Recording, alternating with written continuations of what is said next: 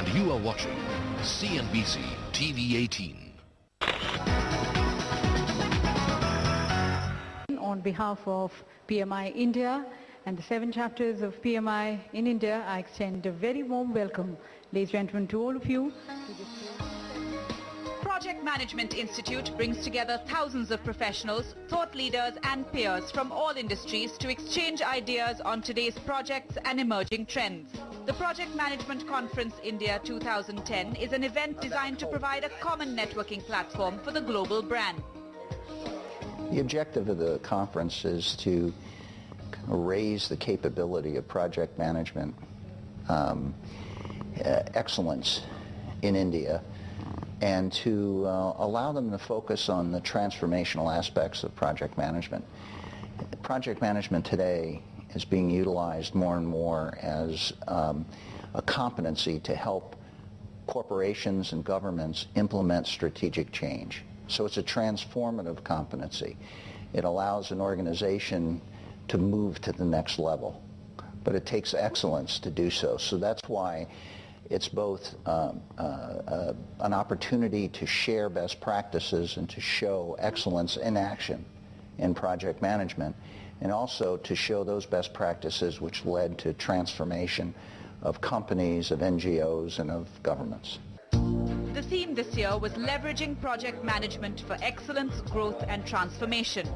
The conference focused on the role of project management within an organization as an integral and indispensable part of successful business results. The theme of the conference, excellence, growth and transformation, is very apt for our current situation in India. We have seen some successes in terms of excellence and growth, and now we need to transform ourselves. This transformation has to come about by contributions from all of us, all the professional managers who are engaged in the business of project management. The 3-day event kicked off with Gregory Balistrero making his final international appearance as President and CEO of PMI Worldwide. I'm here for the last time as the leader of PMI. This is my last trip away from our central offices. It's a time for me to step down and retire and pass on the baton to our new President and CEO, Mr. Mark Langley.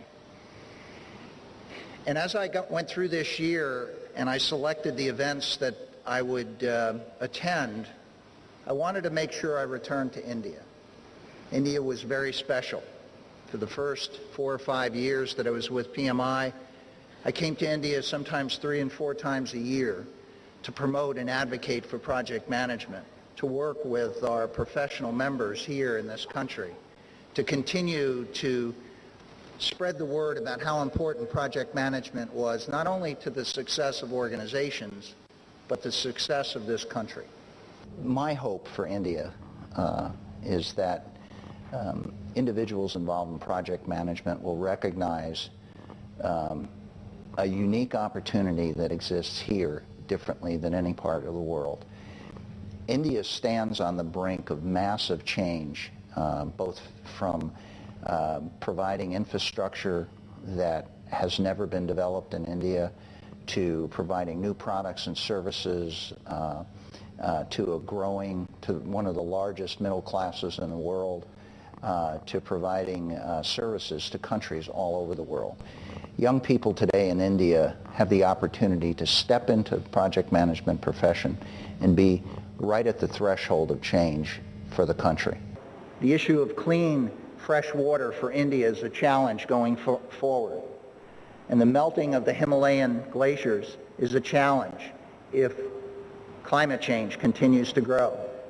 So that means in all of the operations in India going forward, in every manufacturing application, we as project managers need to become caretakers not only of the money and the resources that are given to us by the company, but also begin thinking about the precious assets that we have on the planet and how the country is going to grapple with a doubled population in 20 years and water with limited capacity to provide clean drinking water and water for irrigation, for agriculture. Oh, I think it was remarkable because, first of all, I have a special place in my heart for India, as I do with Latin America. These are two areas which required a lot of attention for me in my first 4 or 5 years with PMI. And then once I realized that this is our future as a global profession, I committed myself to both areas of the world. I made this the very last public appearance that I would have for PMI before I retire. And I did that specifically because I wanted to say goodbye to a very important community that I have seen grown and develop world-class experiences.